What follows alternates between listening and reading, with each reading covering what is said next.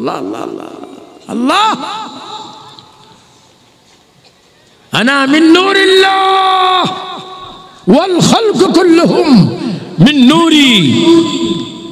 রাসূল আউয়াল তিনি বলেন আমি আল্লাহর নূর হতে तमाम मखलूकात की 18,000 জাত 80,000 आलम सब किच्छु আমার নূর হতে চিৎকার দিয়ে বলেন মারহাবা। আমার নবী হচ্ছেন সৃষ্টির মূল। আমি বলবো নবী হচ্ছে, আপনারা বলবেন সৃষ্টির মূল। নবী হচ্ছে, সবাই বলেন সৃষ্টির মূল। নবী হচ্ছে, নবী হচ্ছে, উচ্চ স্বরে বলো মারহাবা। স্বর্ণকার বলে নবীজির আংটি, নবীজির আংটি আমি কি করে ধরবো, আংটি মুবারক কি করে ধরবো? কই তুমি তাজিমের সহিত ধরো। লিখলেন লা ইলাহা ইল্লাল্লাহ। সিদ্দিক আকবর বলে এবার লেখেন মুহাম্মাদুর রাসূলুল্লাহ। আল্লাহ জিবরাইলকে ডাক দিয়ে বলেন নুজাহাতুল মাজাল ইসলামী কিতাবে আল্লামা আব্দুর রহমান সুবুরি শাফি রাহমাতুল্লাহ আলাইহি কিতাবের নাম নুজাহাতুল মাজালিস আমার লাইব্রেরির মধ্যে আছে। এই কিতাবটা আমাকে দিয়েছেন আমার মুর্শিদ কিবলা শাহ মুজাদ্দিদ আল মাদানী রাহমাতুল্লাহ আলাইহি। আর একটা কিতাব আমাকে দিয়েছেন গনিয়াতুত তালিবিন আমার তালুই, এই চট্টগ্রাম জামিয়া আহমদিয়া সুন্নিয়া লিয়া খানকার সামনে আল্লামা ফুরকান রহমতুল্লাহ আলাইহি যার মাজার, ওই ফুরকান হুজুর আমাকে গনিয়াতুত তালিবিন দিয়েছেন।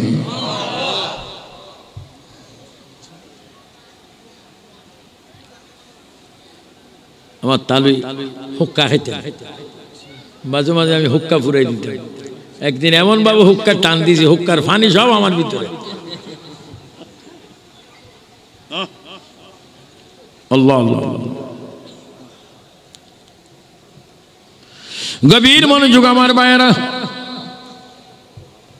সিদ্দিক আকবর নবীর দাবি আল্লাহর নাম, সিদ্দিক আকবরের দাবি সাহাবীর দাবি ভালোবাসার দাবি নবীর নাম।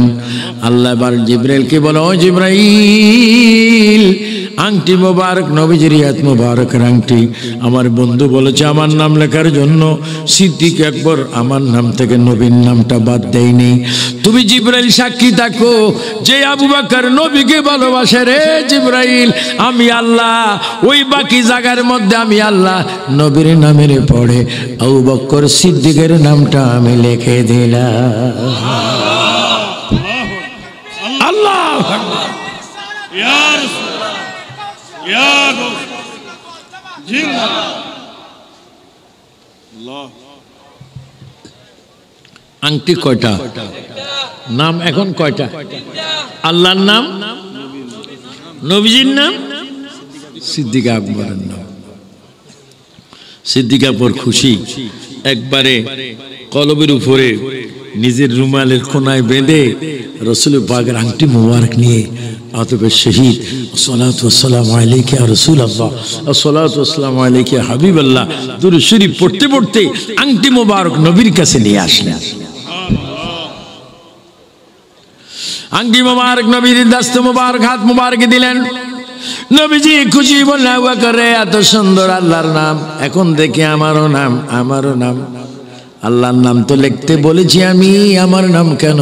হুজুর আমার প্রেমের দাবি। ও আবু বকর এখন দেখি আমার নামের পরে তোমার নাম।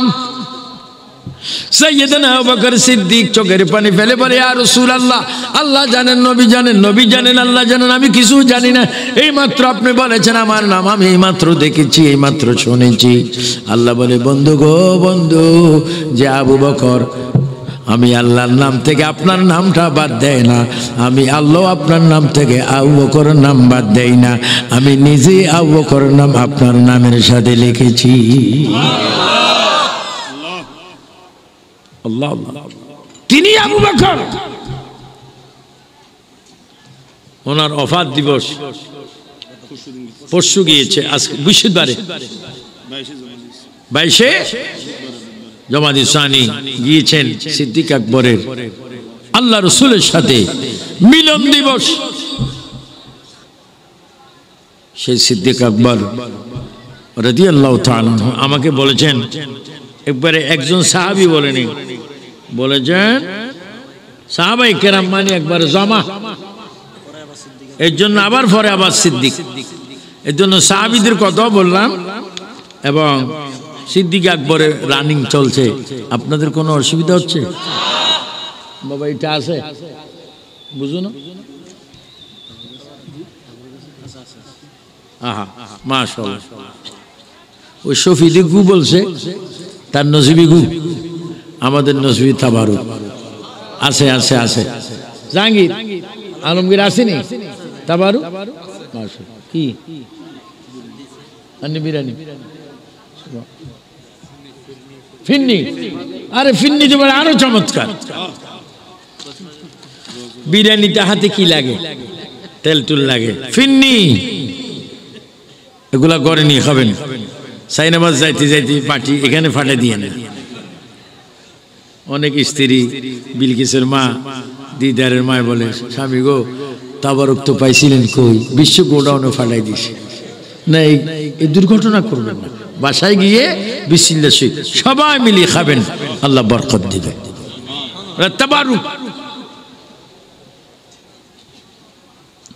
সিদ্দিক আকবর রাদিয়াল্লাহু তাআলা আনহু তিনি দেখেন কত বড় সাহাবী, এবং তিনি কবরে তিনি ইন্তেকালের পূর্বে তিনজন খলিফাকে ডাক দিলেন, ওমর, আলী, উসমান গনি জিন্নুরাইন,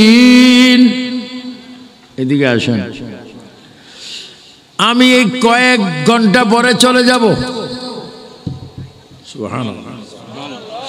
আমি কয়েক ঘন্টা পরে নবীজির দিদারে, আল্লাহর দিদারে চলে যাব, আল্লাহর দিদারে চলে যাব। আমার কবরে সওয়াল হবে মান রাব্বুকা, আমি বলবো আল্লাহু রাব্বি মা দীনুকা দীনি আল ইসলাম মা কুনতা তাকুলু ফি হক্কি হাযার রাজুলু, ইনি কে? সাইয়েদনা আবু বকর বলবে, ও ওমর, ওসমান, ও আলী, আমার নবী আমার কবরে আসবে, আমার বড় খুশি লাগতেছে। আমাকে যখন বলবে ইনি কে, তখন আমি নবীর কদম মোবারক জড়াই ধরব। সে ক্ষমতা আছে তো, সে ক্ষমতা অর্জন করছে, সে ক্ষমতা অর্জন করছে। ও ফারুক আজম, আমি যদি মরে যাই আমার নামাজে জানাজা আপনি পড়বেন। উসমান গনি জিন্নুরাইন, আপনি আমাকে কাপড়টা পরাবেন। হযরত আলী, আপনি আমাকে গোসল দিবেন।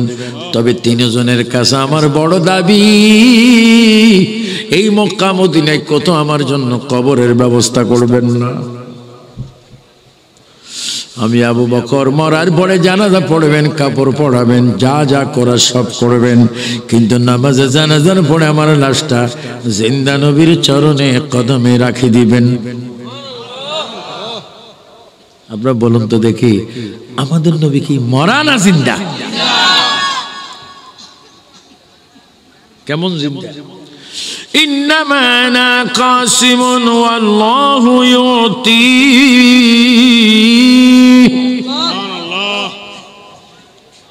আমার আল্লাহ রিজিক দেন। বলেন, আল্লাহ রিজিক দেন, নবীজি বন্টন করেন। তো বন্টন করেন না কি মরা না জিন্দা? ইসমাইল দেহলভী নামে এক জাহান্নামী শয়তান, ইসমাইল দেহলভী ওয়াহাবিদের গুরু ঠাকুর, এই বলছে নবী মরনে के बाद मट्टी के साथ मिल गए।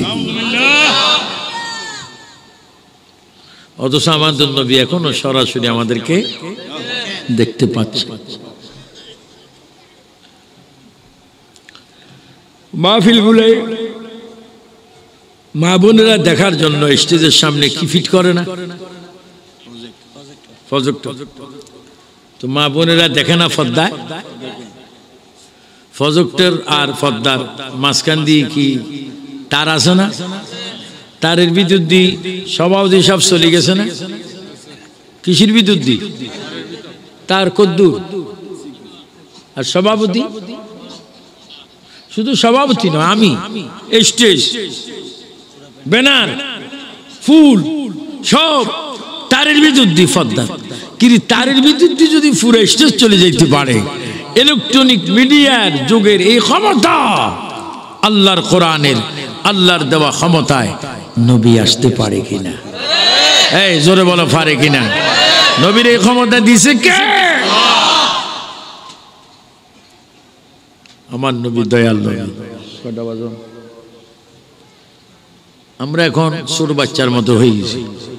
10টা 11টা 12টার ভিতর ওয়াজ শেষ করলে ভালো লাগে। যদি 11টা 10টার পরে ওয়াজ হয় তাহলে বাচ্চার মতো আমরাও ঘুমে জুড়াই।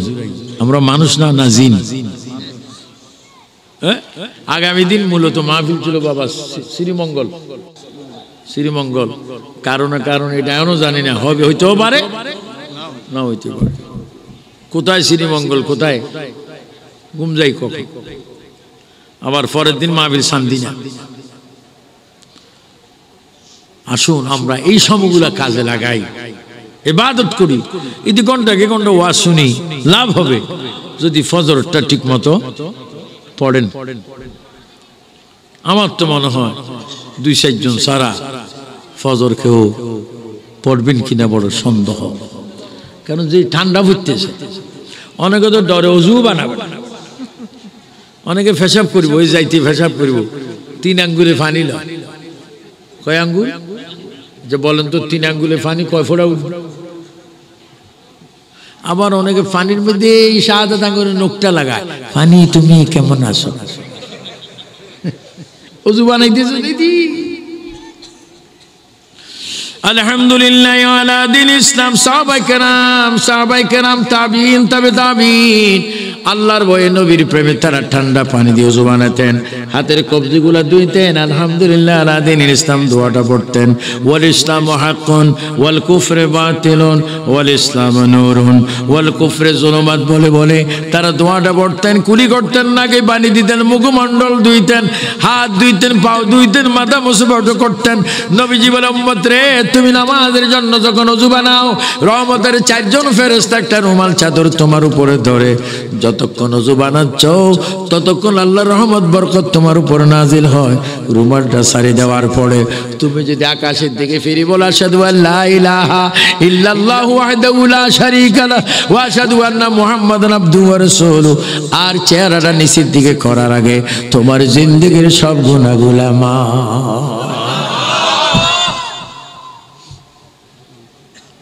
এগুলা সাহাবায়ে কেরাম আমল করত, নামাজ পড়ত।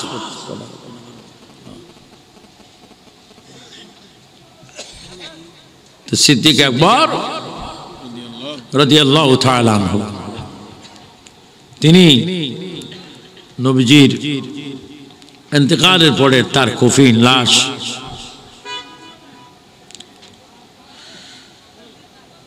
ওনার লাশটাতে কোন জায়গায় রাখছিল, এটার একটা জায়গা সিন্নরা জায়গা, এটা আমি জানি। রওজা মোবারকের আল্লাহু আকবার সিজা এক হাত নবীজির বাম কদম বরাবর, বাম কদম মোবারক বরাবর সিদ্দিক আকবরের কফিন মোবারক রেখেছিলেন। হযরত ওমর ডাক দিচ্ছেন, ইয়া রাসূলুল্লাহ, আপনার হিজরতের সঙ্গী, আপনার আরবের সঙ্গী, ব্যবসার সঙ্গে আবু বকর ইন্তেকাল করেছে। আমি ওমর জানাজা দিলাম। উসমান গনি কাপড় পরাইলেন, মাওলা আলী গোসল দিলেন, সাহাবায়ে কেরাম জানাজায় শরীক হলেন। নবী গো, কিন্তু তার জন্য মক্কা মদিনায় কোনো কবর করিনি।